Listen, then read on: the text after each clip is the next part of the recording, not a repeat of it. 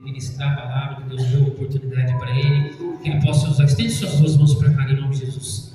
Senhor Deus do poder e Pai, nós oramos agora pela vida do pastor Luiz Henrique, Pai. Que o Senhor possa abençoar a vida dele, Pai. Que o Senhor possa usar ele como o Senhor tem usado por onde quer que ele vá nesse Brasil todo, Pai. Durante todos esses anos, Senhor, chegou a nossa hora, Senhor, de receber essa porção também, Pai. Que nós possamos estar disponíveis para receber essa porção, Pai. Em nome de Jesus. Você pode aplaudir ao Senhor?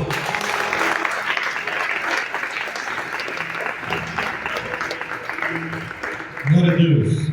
Paz, Jesus. Glória a Deus. Esse camarada parece convicto. O que é isso daí? Bom, irmãos, nós, muito tempo atrás, nós recebemos dons de curar. O que é dom? Dom é multiplicação de sinal. Por exemplo, variedade de línguas. O que é? Todo crente deve e pode ser batizado com o Espírito Santo e falar em línguas. Agora, o dom de variedade de línguas é quando você fala vários tipos de línguas. Tem língua para você falar com um estrangeiro. Tinha um árabe na frente da igreja, lá, marido de uma mulher lá que congregava com a gente, que ele queria bater ela para não ir para a igreja. Deus falou com ele em árabe. Então você pode falar, isso é muito interessante. Você fala e a pessoa de outra nacionalidade, outra língua, entende. Isso é interessante isso. Procure, busque os dons do Espírito Santo. Eu orei uma vez com um rapaz de rua. Ele dormia na rua, vivia drogado. Ele foi para uma clínica de drogados. Lá eu disse para ele assim: olha, é o seguinte, aqui nós começamos expulsando demônio. Aí expulsei o demônio dele. Depois nós oramos para receber o batismo com o Espírito Santo. E ele recebeu. Aí eu disse: a próxima etapa é receber dom. E aí ele disse que nesse dia falou assim: eu vou receber esse negócio. E ele acreditou e recebeu o mesmo dom que eu tenho de curar. Hoje ele é pastor, prega para todo lado, Jesus usa curando as pessoas. Então, tudo com Deus só precisa de duas coisinhas. Basta você desejar e acreditar. Só. Tudo que você quiser com Deus, você precisa só de duas coisas: desejar e acreditar. E aí você recebe. Bom? Então recebi dons de curar, nós oramos em vários lugares. Tem lugar que Jesus já curou 200 pessoas num dia só. É muita coisa. Nós tivemos em Joinville, Jesus curou mais de 1000 pessoas. Então veja só, dons é multiplicação. Todo crente pode orar e alguém ser curado? Todo crente, está lá. Marcos 16 diz o quê? Imporão as mãos sobre os enfermos e os curarão. É para todo crente. Assim como falar em línguas, olha lá, está lá em Marcos 16. Falarão novas línguas. É para todo crente isso. Agora o dom é multiplicação. Então você pode orar e uma pessoa ser curada.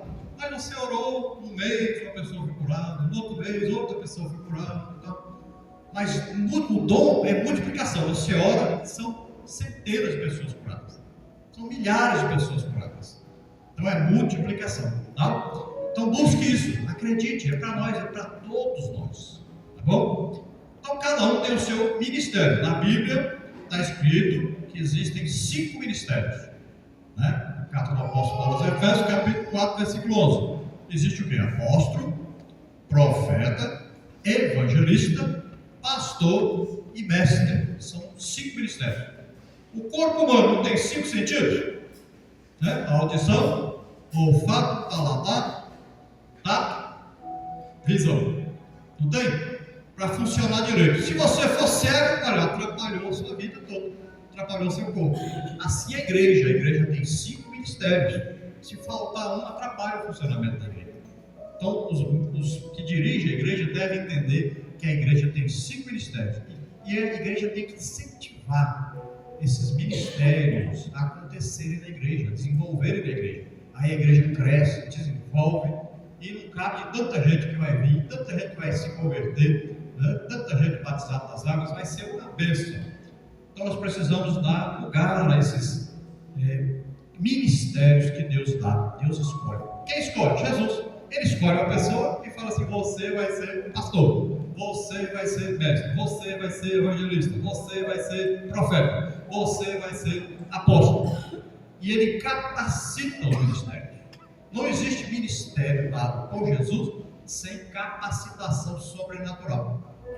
Todo ministério, a pessoa tem um dom do Espírito Santo.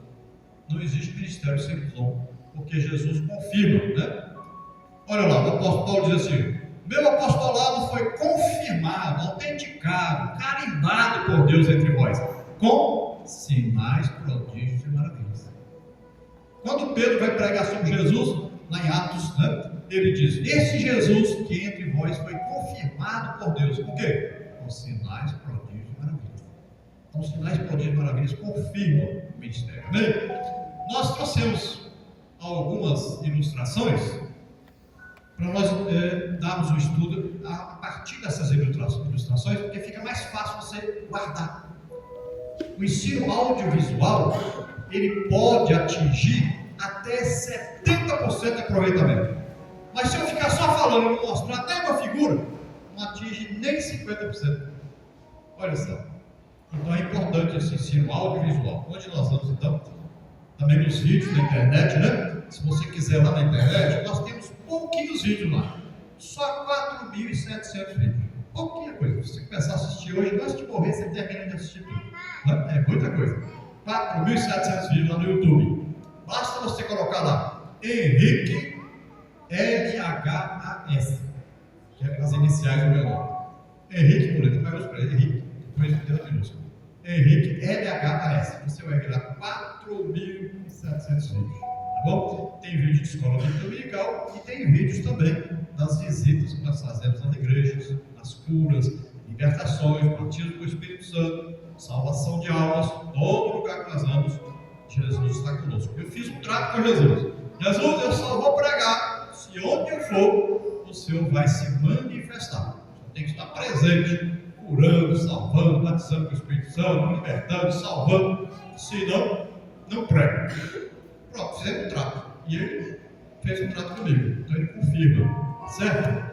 Então não se preocupe. Você que está doente, está enfermo, não se preocupe. Você vai receber sua cura hoje tranquilamente. Tá bom? Se você tem um caroço no seio, some na mesma hora, hérnia de disco, bico papagaio, dor de cabeça, né? Enxaqueca. Aí você tem lá uma dor no joelho, dor debaixo do pé, esporão debaixo do pé, ali que dói. Né? Não importa o que você tem, tá bom? Ovários, Deus me usa muito para as mulheres serem curadas, muita coisa, tá? Inflamação de ovário, essas coisas, Jesus cura na mesma hora.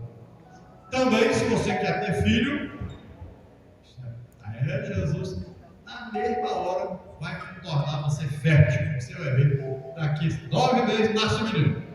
Outro dia eu fui pregar, tinha um menino correndo lá e para cá. Aí a mulher falou assim: você viu esse menino correndo aí? Eu falei: o que é que tem? Você olhou, aí está o menino, que eu não podia ter filho de jeito nenhum. Aí Jesus que deu filho. Então acontece muito, tá? Se você quer ter filho, creia.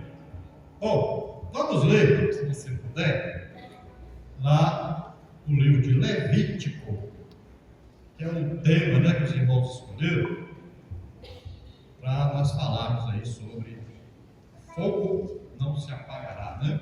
Então vamos ver aí. Você está vendo direitinho aí uma caixa aí? Aqui embaixo tem uma caixa. As 4 pontas tem está vendo, em formato de chifre? Isso aí se chama altar de holocausto ou altar de sacrifício. Na verdade, Deus ensina para nós como nós devemos fazer o culto. Como nós vamos prestar o culto. Quem faz um culto a Deus espera o quê? Primeiro, espera que Deus se agrade do culto, né? Nós estamos adorando a Deus, prestando serviço.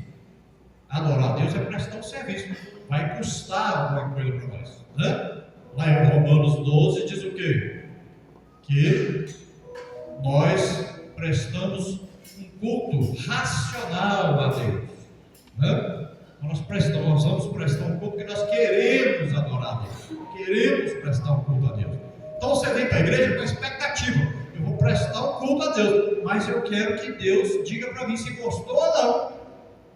Então Deus faz isso, Deus diz gostou ou não. Quando Ele gosta, como é que nós sabemos que Ele gostou? Toda vez que Deus se agrada do culto, Ele manda fogo. Por isso que você vai ver lá, por exemplo, o Elias fez um culto a Deus lá, né? Um sacrifício no altar, desceu o quê? Deus disse, me agradei. Desceu o quê? Fogo, né? Confirmei. Esse altar aqui, lá no tabernáculo, ali para dentro, ó, ficava o tabernáculo, aí aqui dentro tinha a parte chamada Santo dos Santos. Aí no Santo dos Santos, nós vamos ver já uma figura do tabernáculo, mas vamos começar aqui primeiro. E aí nós vamos ver, depois tem o Santo dos Santos, lá dentro tem duas partes, tá bom? Mas lá de fora, tem esse altar aqui e tem essa bacia aqui, ó. O sacerdote vai entrar lá dentro, ele tinha que primeiro se lavar ali naquela bacia. Não podia entrar lá de qualquer maneira não, tinha que lavar as mãos, lavar os pés, para poder entrar lá dentro, porque lá era um lugar santo. Então veja bem, você vem para a igreja, aí você tem que vir com um sentido de santificação, de purificação. Você vem para adorar a Deus. Então você vem preparado para ter um encontro com Deus. Toda vez que você sair de casa para o culto, você sai para ter um encontro com Deus. Então você, de preferência, quando você vier domingo no culto, não janta não. Vem em jejum. O culto vai ser 10 vezes melhor. Quando você vem de barriga cheia, você fala assim, oh, estou com sono, oh, pregador sem graças, irmão cantando, gostei das músicas, nada presta. Por quê? Porque você encheu a barriga, o sangue veio para onde? O estômago, falta na cabeça, então vai dar sono. Não é? Quando você vem em jejum, não. Aí sua mente está desperta, então você vem próprio para adorar a Deus. Tá bom? Mas olha lá, nós vamos ler ali, nós colocamos uma leitura ali, nós vamos ler, eu vou ler aqui Levítico capítulo 6, que é muito interessante, nós falamos aí sobre este sacrifício que era feito, tá? Falou mais o Senhor a Moisés dizendo, lá no versículo 8 em diante, dá ordem a Arão e seus filhos dizendo, esta é a lei do holocausto. O holocausto será queimado sobre o altar toda a noite até pela manhã, e o fogo do altar arderá nele. E o sacerdote vestirá sua veste de linho, vestirá as calças de linho sobre a sua carne, e levantará cinza quando o fogo houver consumido o holocausto sobre o altar, e a porá junto do altar.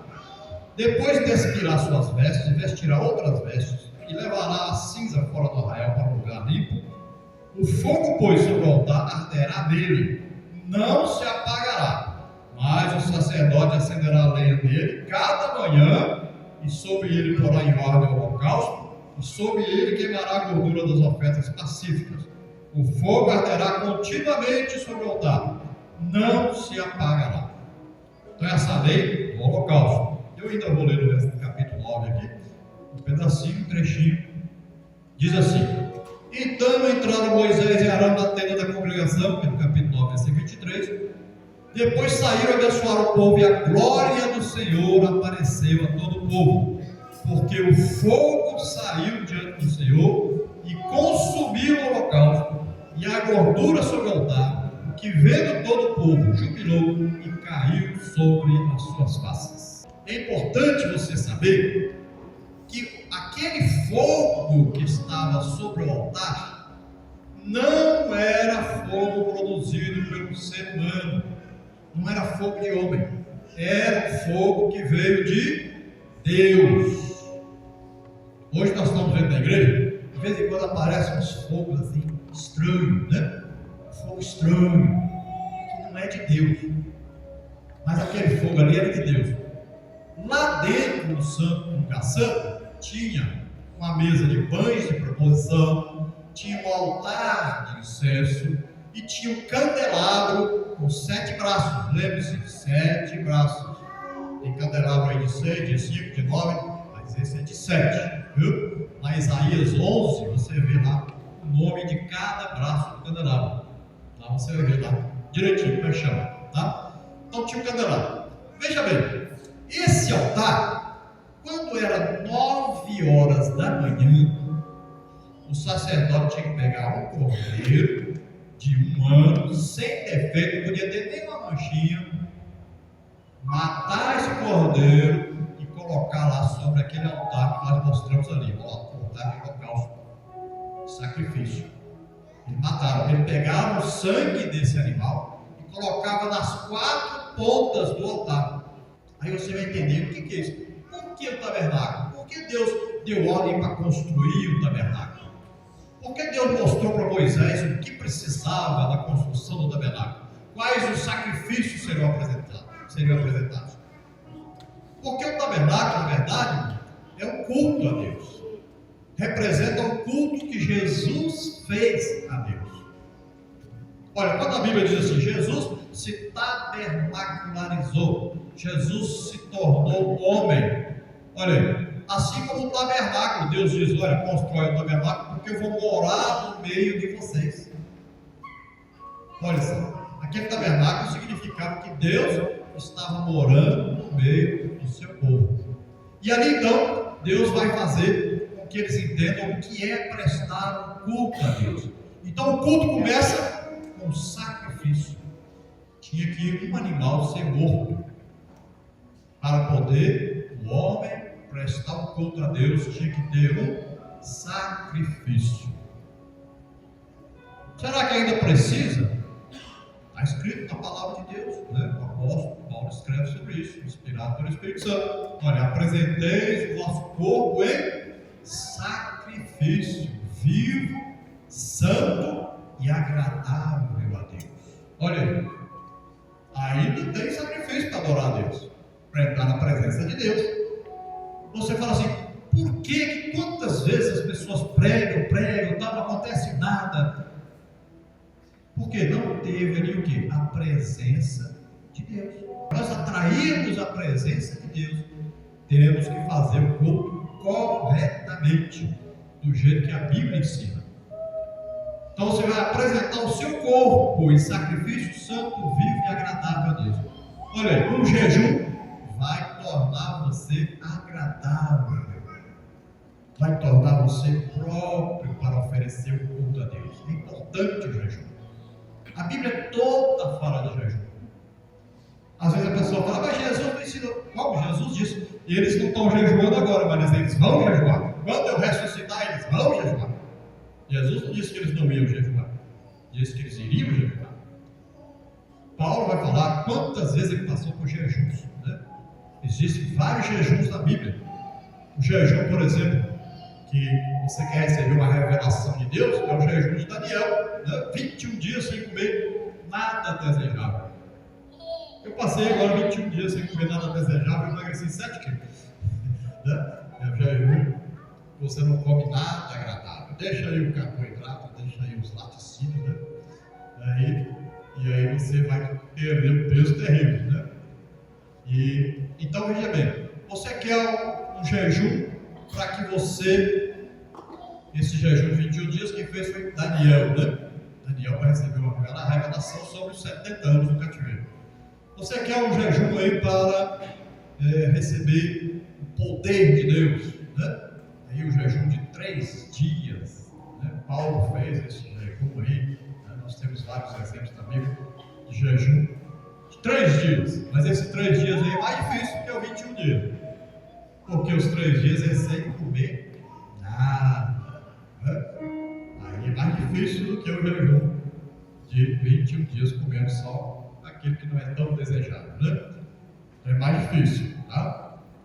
E o jejum de 40 dias na Bíblia? Tem jejum de 40 dias na Bíblia. O Moisés ficou 40 dias sem comer. Subiu ao monte, Deus deu para ele as tábuas da lei. Sabe o que ele fez? Chegou lá embaixo, o povo está adorando o bezerro de ouro. Ele quebrou as tábuas. E Deus disse, mais 40 dias sem comer, bichinho. Aprender deixando de ser besta. Uma vez quebra a tábua. Moisés é o único na Bíblia que jejuou 80 dias. 40 depois mais 40. O jejum de 40 dias só pode ser feito quando Deus diz para você jejuar. Não faça sem Deus mandar, porque senão você pode morrer, né? Só faça se Deus mandar. Tem um homem no Brasil que já fez 5 jejuns de 40 dias. Tem um livro escrito sobre isso, né? Vocês conhecem o Celso Miranda? Ele fez 5 jejuns de 40 dias já. Ele pesava 160 quilos. caiu para 85. Então veja só, o jejum é muito importante. Nós vamos ver uma coisa interessante. Por que esse altar tinha 4 pontas com 4 chifres e colocava em cada ponta sangue? Vocês sabem que o altar é um lugar alto. Tem aí, está no altar, todo. É um lugar alto, onde todos olham e veem. Esse altar aí tinha também uma rampa para subir nele. Quando o sacerdote subia, ele já subia inclinado, quer dizer que vai se humilhar para oferecer o sacrifício a Deus, né? A rampa.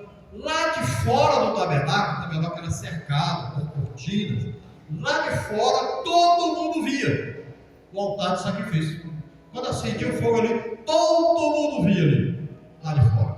Tinha que ser um lugar alto, né? Lá no tempo de Neemias, né, de Êxodo, eles fizeram assim, um púlpito de madeira, igual assim, esse aqui, né? Subiram em cima para ensinar o povo. Desde então, a igreja aprendeu a usar o púlpito. Você, tudo na Bíblia tem explicação. Você fala, por que inventou o púlpito? Está lá na Bíblia, o púlpito, né? Então, o altar. Veja bem. Tem um altar que atraiu a maior quantidade de pessoas do mundo inteiro.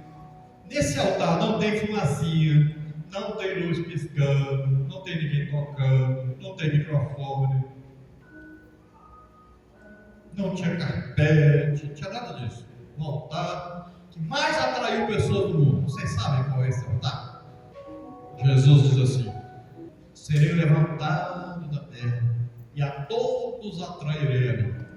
O altar que mais atraiu pessoas foi a cruz de Jesus Cristo. Aquele altar do tabernáculo que eu mostrei aqui representa a cruz de Jesus. Você fala, mas tinha 4 pontas, cada ponta tinha sangue. Então olha para a cruz. Será que tinha sangue em cima da cruz? Colocaram uma coroa de espinhos sobre a cabeça de Jesus. E o sangue sujou a cruz lá de cima. Olha o sangue na ponta. Uma mão com um prego que furou. Olha aí o sangue na outra ponta. Na outra mão furada.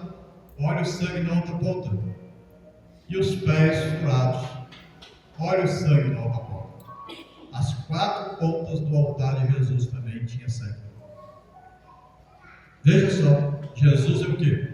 O Cordeiro de Deus,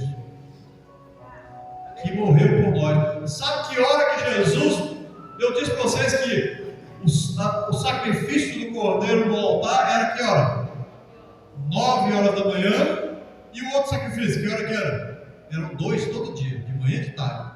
O outro era às 3 horas da tarde. Sabe que hora que Jesus foi pregado na cruz? 9 horas da manhã. Sabe que hora ele morreu? 3 horas da tarde. Olha aí, tudo na Bíblia tem o seu significado. É importante você entender que tudo na Bíblia, tudo que acontece lá no Antigo Testamento, está mostrando para nós Jesus. Tudo é visando mostrar para nós Jesus. Por quê? Porque Jesus, só através de Jesus, é que nós somos salvos. É só através de Jesus que nós podemos nos chegar até Deus. Não tem outra maneira, só através de Jesus. Então o fogo da presença de Deus veio sobre aquele tabernáculo lá, veio naquele altar de sacrifício. Agora tinha que colocar aquele fogo, tinha que pegar naquele fogo, levar lá dentro. Todo dia o sacerdote ia lá dentro do altar de incenso, levava aquele fogo de Deus. Não podia levar outro fogo não, só fogo de Deus. Tinha que pegar o fogo de Deus e levar lá naquele altar, e acender ali, colocar brasa naquele altar para ele ficar aceso lá dentro. Aquele altar significa as orações, intercessão de Jesus por nós. Lá dentro tinha também as mesas de proposição, que eram os pães. Esses pães representam Jesus, que é o pão da vida. Pão descido do céu. Jesus disse: eu sou o pão vivo que desceu do céu. Agora, olha só como é que Deus é detalhista. Olha só que coisa impressionante. Quando Jesus disse: eu sou o pão da vida, você fala assim: pão nasce aonde? Pão nasce na padaria, não é? Pão na padaria. A gente vai comprar pão? Padaria. Ô Jesus, pão nasce na padaria. Você está dizendo que é pão? Por acaso se nasceu na padaria? E Jesus dizia assim: sim, nasci na padaria. Nasceu na padaria? Sim, onde Jesus nasceu? Que cidade que é? Hã? Qual cidade Jesus nasceu? Belém, né? Sabe como é que é o nome de Belém em hebraico? Bet, Bet é casa. Betesda, casa de misericórdia. Betfagé, casa de figo, né? Bet é casa. E o nome de Belém é Bet-Lehem. Sabe o que é Lehem? Pão. Olha aí, Belém, casa de pão, ou seja, padaria. Quando Jesus disse: nasci na padaria, Belém é padaria, casa de pão.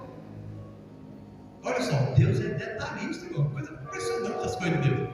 Você vai estudar a Bíblia, eu fico com dificuldade, porque eu vou preparar um ensino e Deus vai me levar para ali, vai para cá, vai para lá, vai para cá. Eu falo: não, chega, que o tempo não vai estar falando em 5 minutos desse tanto de coisa que você me deu aqui.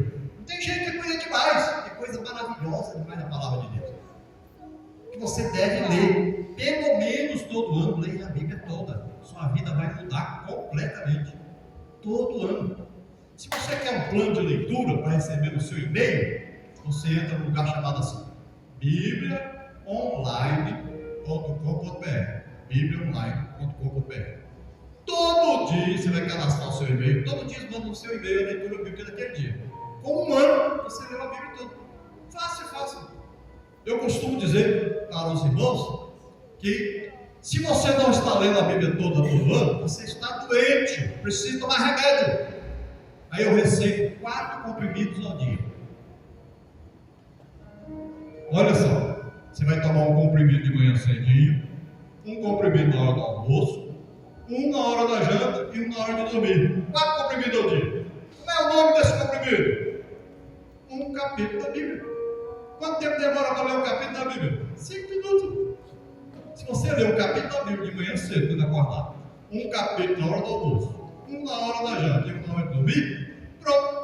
Com um ano você já leu a Bíblia toda e mais um pouco ainda. Olha como é que é fácil. 5 minutos, irmão. É importante demais para você. Ler a Bíblia é super importante. Mas ler toda a Bíblia é muito importante. Tá? Então leia. Veja bem, nós queríamos que você entendesse que cada um de nós somos sacerdotes. Tem isso na Bíblia, irmão? Tem.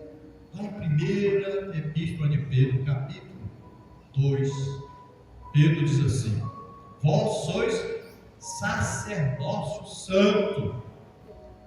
Olha só, cada um de nós somos sacerdotes de Deus.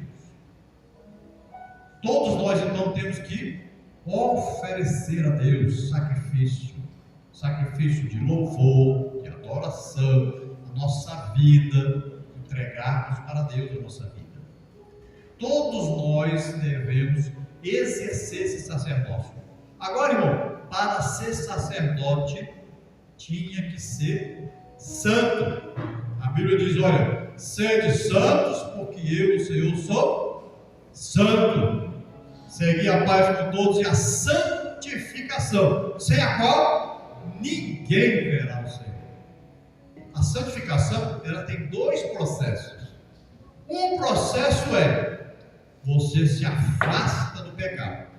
Olha o outro processo, é o que? Se aproxime de Deus. Quanto mais você se aproxima de Deus, mais você fica longe do pecado. Quanto mais você ora, jejua, lê a Bíblia, congrega, mais você fica livre do pecado. Você consegue vencer o pecado. Mas para vencer o pecado, você tem que se aproximar de Deus. Olha lá, para vencer Satanás, o que a Bíblia diz? Aproxime-se de Deus, resista ao diabo e ele foge de você. Mas primeiro, se te aproxime de Deus. Se você quiser expulsar o demônio da sua vida, o diabo da sua vida, mas você não se aproximar de Deus, não vai conseguir. Primeiro se aproxime de Deus, depois resista o diabo e ele fugirá de vós. É assim que está escrito, né? Na Epístola de Tiago. Então veja, nós vamos ver aqui um caso interessante. Olha lá o fogo lá de fora, ó. Quem via lá de fora, olha lá, quem que via? O fogo era lá, a rampa do altar, ó, para subir, as 4 pontas lá, ó. Lá no deserto, o povo pecava, murmurava, Deus mandou um monte de serpente para morder o povo. Estava morrendo tudo. Aí exclamavam a Deus: Moisés, fala com Deus, nós vamos morrer todo mundo. Deus falou com Deus e Deus disse assim: Moisés, pega uma haste aí, pendura uma serpente. Todo aquele que olhar para aquela serpente vai ser curado da serpente aqui que morde eles. Aí Jesus diz: assim como a serpente foi pendurada no deserto, e todo aquele que olhava para a serpente era curado, assim todo aquele que olhar para mim será salvo. Porque eu botei, ó, por você. Por quem Jesus morreu? Por quem Jesus morreu? Isso, não diga por nós e nem por você. Diga por mim. Diga por mim. Diga aí, por mim. Por mim. Isso. Por nós fica esse pouco, fica diminui a responsabilidade, né? É por mim. Morreu por mim. Eu merecia morrer naquela cruz. Eu pequei. Irmãos, o juízo de Deus sobre o pecado tem que morrer. Quem peca tem que morrer na cruz. Não adianta, não tem jeito de escapar não. O que Jesus fez? Jesus pegou a minha morte, a sua morte. Ele morreu em nosso lugar. Mas não tem jeito de tirar o sacrifício não, tinha que morrer. Se ele não morre, nós não somos salvos. Porque o pecado não tem conversa. Pecou, tem que morrer. Então Deus condenou Jesus. E ele pegou os nossos pecados sobre ele. Que dia ele pegou o pecado sobre ele? No dia da Santa Ceia. Jesus celebrou a última Páscoa e começou a primeira Santa Ceia. Jesus está dizendo: Páscoa acabou, morreu. Páscoa acabou. Páscoa é para o judeu, celebrando que saiu do Egito. Agora é Santa Ceia. Fazer isso em memória de mim. Agora é Santa Ceia, uma nova época. Agora é Jesus que morreu por nós na cruz. Não é mais um cordeiro que mataram e colocaram o sangue na porta. Agora é o sangue de Jesus. Jesus celebrou, pode ver, Jesus celebrou a última Páscoa com eles. E na mesma hora, acabou de celebrar a Páscoa, ele começa a celebrar a Santa Ceia. Primeiro eles comeram cabrito, assado, conversaram, beberam vinho, tudo. Mas aí Jesus, agora eu vou partir esse pão. Olha só, esse pão é o meu corpo, que é partido por vós. Agora, esse sangue é o sangue da nova e eterna aliança que é derramado por vós, para a remissão dos pecados. Veja só. Agora, todo mês nós celebramos a Santa Ceia. Jesus disse: todas as vezes que se lembrarem de mim, celebrem a Santa Ceia, porque eu estou com vocês até séculos de séculos. Aqui nós temos o templo, né? Que era feito na época para que houvesse sacrifícios. O templo de Salomão. O templo de Salomão era todo cortado a ouro, muito bonito. Nunca houve templo tão bonito. Aquele templo, quando Jesus veio, não era esse templo aí. Esse templo aí foi destruído por Nabucodonosor. Invadiu Jerusalém, tacou fogo isso aí, tudo, roubou tudo que tinha, levou. Então, na época de Neemias, né, Zorobabel, sacerdote Josué, não é o Josué lá do Moisés, é outro sacerdote chamado Josué. Nessa época eles construíram outro templo. Aí Deus disse assim: a glória desse segundo templo aqui, dessa segunda casa, será maior do que a primeira. Eles falavam assim: oh, mas a primeira era tudo guardada a ouro, não tem jeito, é bonito demais, nós não temos dinheiro para fazer um templo igual não, Salomão não. E Deus disse: a glória da segunda casa será maior do que a da primeira. Por quê? Porque no templo de Salomão desceu fogo lá na hora que estava inaugurando, mas ninguém viu Deus. Mas no templo que Zorobabel construiu, e ele estava no templo de Jesus ali, Herodes deu uma enfeitadinha no templo, mas quem entrou lá? Deus mesmo entrou lá. Jesus. Viu? A glória é maior do que a primeira casa, porque nessa casa Jesus entrou. A outra não, ela era bonita, mas Jesus não entrou lá. Não é? E é engraçado que os sacerdotes lá nesse templo de Salomão, quando Deus inaugurou, quando eles inauguraram aquele templo, Deus entrou lá e falou: eu não habito em casa feito como humano não, mas eu vou dar uma voltinha aí. O que aconteceu? A Bíblia diz que os sacerdotes caíram tudo no chão.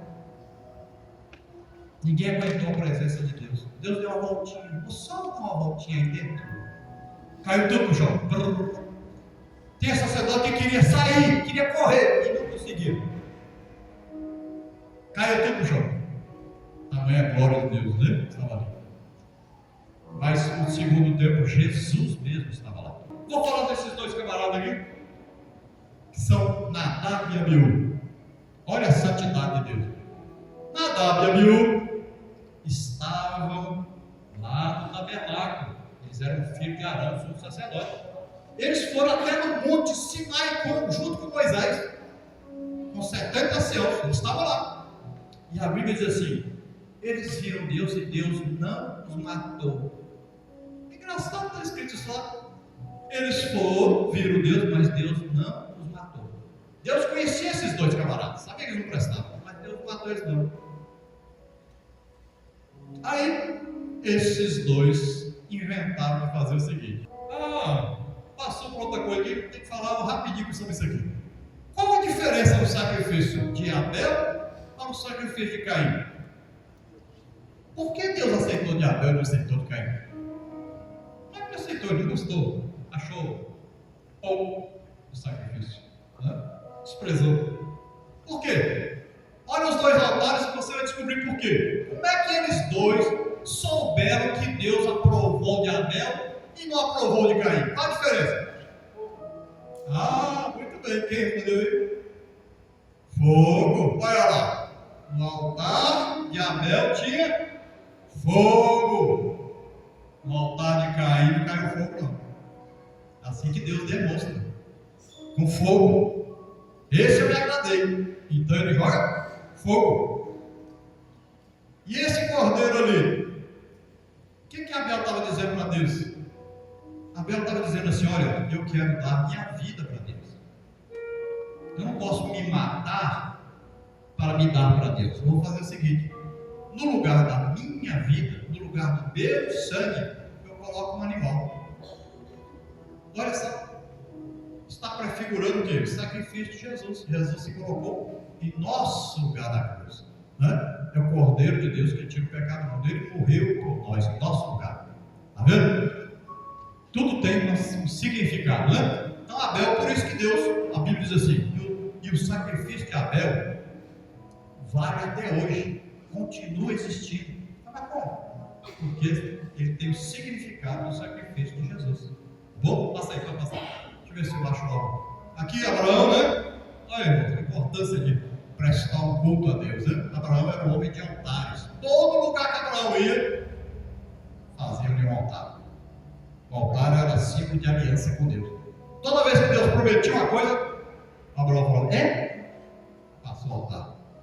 Por quê? Esse altar é para lembrar Deus das promessas dele. A aliança de sangue, né? Eu tenho um estudo muito bom sobre isso, sobre aliança de sangue. Você, se puder, entre lá e veja esse estudo. É muito importante você entender o Antigo Testamento. Deus veio ao homem através de uma aliança de sangue. Pode ver no meu blog lá. Meu blog lá tem pouquinho acesso. Tem 1 milhão, acho que está com 1.200.000 acessos lá. Aí você entra lá, você vai ver um estudo sobre aliança. O blog é Henrique EBD na TV. Que EBD na TV é um programa que eu tinha de televisão lá no Maranhão. Eu tive um programa de 17 anos e meio de televisão lá. Então chamava EBD na TV, que era Escola Bíblica Dominical na TV. Então você coloca Henrique EBD na TV lá no blog e você vai ver lá aliança de sangue. Entra na aliança de sangue lá, estudo sobre isso. É muito importante.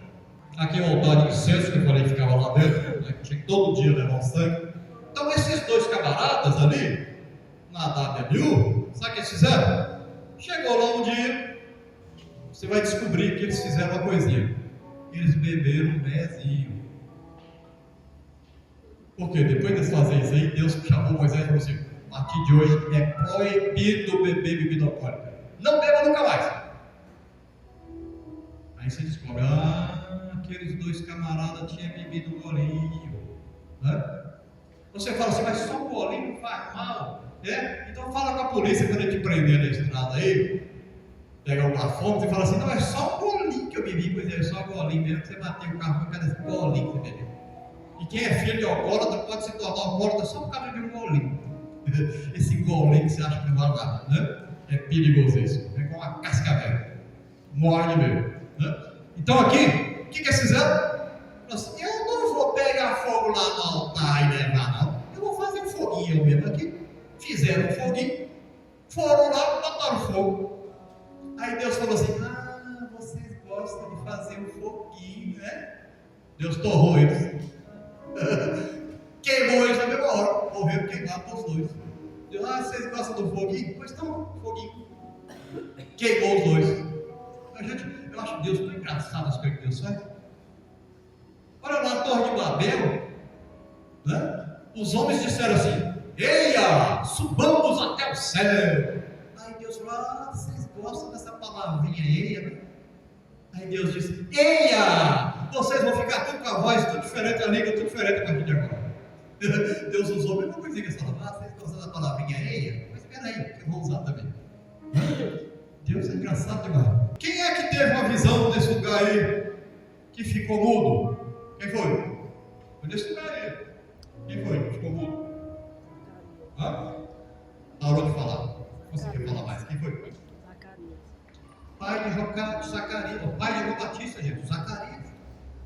Ele estava oferecendo incenso. O anjo apareceu e disse que ele ia ter um filho. E falou, e eu? Nessa idade? E o anjo falou, não, fica mudinho para você acreditar quando eu falo. A Bíblia diz que os anjos atentaram para pregar o evangelho. Deus não deixou. Se uma pessoa se o anjo pregasse o evangelho, ele chegava a pessoa e falava assim, olha, Jesus morreu por você na cruz, levou seus pecados, você acredita? Não sei. Tá bom, acabou. Não sei, tá bom, acabou. Deixou os mais. Deus não deixou os anjos pregar. Eles atentaram, a Bíblia diz que eles atentaram para pregar o evangelho. Então ali é o altar de incenso. Desse altar aí, o sacerdote, para entrar lá dentro do Santo dos Santos, ele tinha que pegar um pouquinho aí de cisne, misturar aí, colocar um incenso cheiroso. Aí ele colocava dentro de um lugar chamado incensário. Quem já foi na igreja católica e viu o padre balançando lá, um coroinha balançando o negócio lá fazendo fumaça? Já viu? Para entrar no Santo dos Santos, o sacerdote tinha que balançar aquele negócio, fazer bastante fumaça. Ele entrava lá, levava o sangue de um bode, né? Eram 2 bodes. Colocava a mão na cabeça de um bode, Azazel, mandava para o deserto e dizia assim, Deus esqueceu do pecado do povo. Aí o outro bode, que era um bode emissário, né? Bode expiatório, colocava a mão na cabeça dele e dizia, o sangue, o pecado todo mundo está passando para ele. Cortava o pescoço dele, pegava o sangue e levava lá dentro do Santo dos Santos, colocava em cima da tampa do propiciatório, da arca, tinha lá. Aí Deus mandava fogo, queimava aquele sangue e dizia, estou aceitando o sacrifício pelo povo, estou perdoando o povo pelos seus pecados. Né? É assim que acontecia. Aí a Bíblia vai dizer para nós do culto de Jesus já já. Lá em Israel, irmão, ele já tem tudo prontinho para prestar esses cultos de novo. Tudo prontinho, tudo construído, já prontinho. Até a novinha vermelha eles têm. Que não tem lugar nenhum, pois eles têm. Tudo preparado para fazer esse sacrifício. Estou esperando o momento chegar. Né? Já chega. Quando a igreja for arrebatada, vai acontecer 7 anos de grande tribulação. Depois do final da grande tribulação, Jesus vem para salvar agora os judeus que estão morrendo tudo, e ele vai começar 1000 anos governando a terra. 1000 anos. Quem vai ser o povo mais importante da terra nessa época? Os judeus, que agora são odiados por ser. Não sai não, vamos orar aqui agora, não sai daqui de jeito nenhum. Deus está aqui falando com a gente, batizando, curando, sai não. Eu tinha que carreguei muita gente para fora da igreja. Tem que sair, nós temos que limpar a igreja, pelo amor de Deus, tem que sair. A pessoa não queria sair não. Avivamento é coisa tremenda, irmão.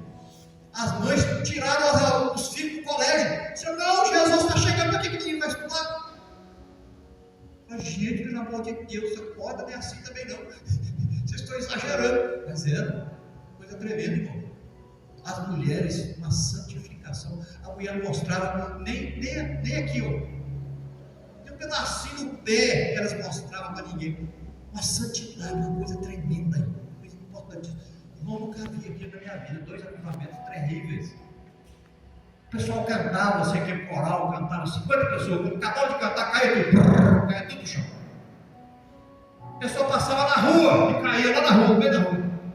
Só de passar em frente. É coisa tremenda, irmão, o avivamento. É Deus presente mesmo, salvando, curando, libertando. A Igreja Batista da Imperatriz, que era a Igreja Batista tradicional, que não aceita batismo com o Espírito Santo, fala em língua. Pois é, os pastores curiosos apareceram por lá para ver. Jesus batizou eles tudo, chegaram lá de volta, foram tudo expulsos da igreja. Porque lá eles assinam o documento dizendo que não pode falar em língua, não pode nem comentar sobre isso na igreja deles. Eles assinam o documento. E aí, quando chegaram lá falando em língua, foram tudo expulsos. Aí o que aconteceu? A Igreja Batista rasgou. Fizeram a igreja separada, a igreja pentecostal. Olha só o que Deus faz, né? Coisa maravilhosa. Avivamento é tremendo, é coisa impressionante. Olha lá então. Nosso corpo é o que, meus irmãos? O que é que diz ali? Nosso corpo é templo do Espírito Santo. O que é templo? Tabernáculo, mesma coisa. Tabernáculo, morada do Espírito Santo na terra. Veja só, o fogo de Deus, a presença de Deus está dentro de nós, está em nós. Onde quer que você esteja, o Espírito Santo, Deus mesmo, está dentro de você. E é interessante que Ele sabe mais a seu respeito do que você. Você pensa assim, você olha para sua mãe, meio assim, com o meio baixo, com medo dela saber os seus segredos e tal, mas o Espírito Santo sabe tudo a seu respeito, sua intenção, seu desejo, seu pensamento, Ele sabe tudo, tudo. Se eu fosse o Espírito Santo, não tinha ninguém vivo, matava tudo. Verdade. Você já pensou? Se você mesmo fosse o Espírito Santo, você ia tolerar você? Com seus pensamentos, suas intenções, seus desejos? E aí? E agora, não é? Pois é, Jesus cura assim mesmo. Ele chora, grita, mas não tem como fazer mais nada. Meu sobrinho ficou 3 meses sem andar de carro, não sei nem entrar dentro de casa. Vê se vai. Nome de Jesus, cara. Só. Olha. E agora? Vê. E agora?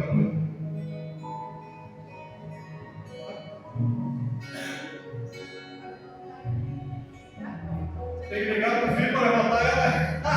Você é o guindaste dela. Olha aí, vai levantando.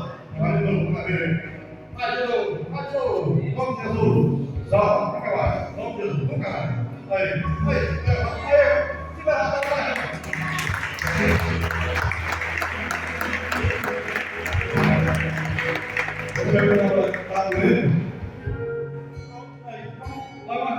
vocês viram que ela deu um grito na hora que ela passou? Negócio dói, eu tive em 3 dias sem a mão, velho. Acabou, velho. Vai lá, olha pro lado, correu, não tem mais. Mais alguma coisa?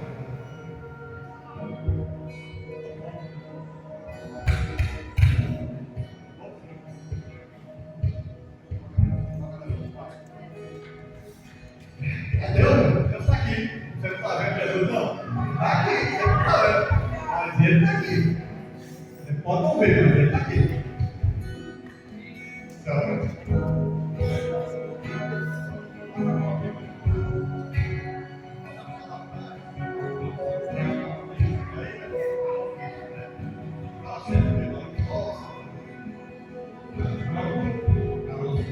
Só.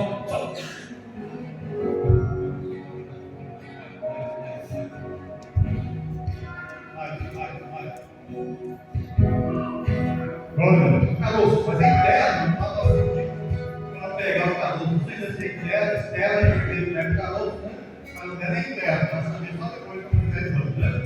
Glória a Deus.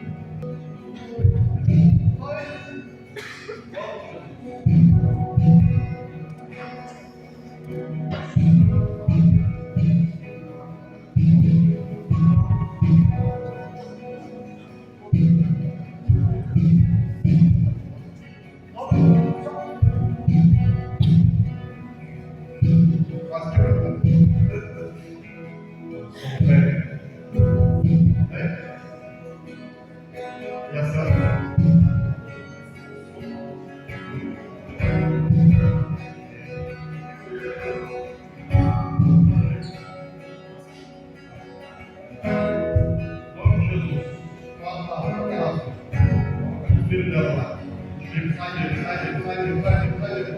Em nome de Jesus, vem pra lá.